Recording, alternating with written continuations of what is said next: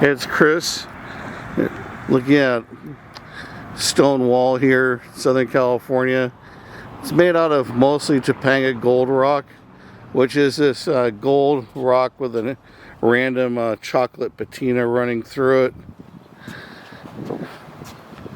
Very nice rock material.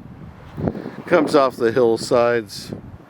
Used mostly during excavation projects, and then it gets recycled in the landscape.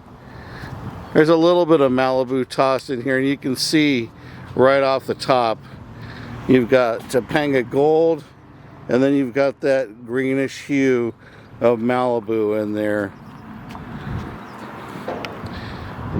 There's a little bit of discoloration occurring here. That's because the mason did a really sloppy job of mixing the mortar, and the there's some lime leaching out of there and discoloring the rock.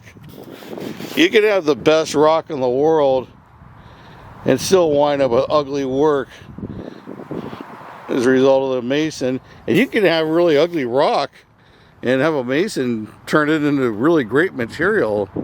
And a lot of this depends upon who's doing the masonry work.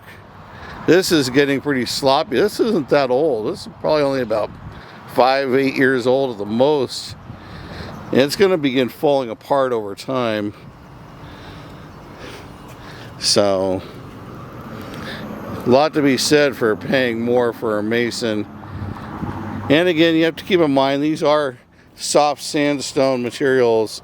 So, you're going to have some material separating due to weathering and impact during construction. But all in all, Topanga gold rock, a really great material for a budget conscious project.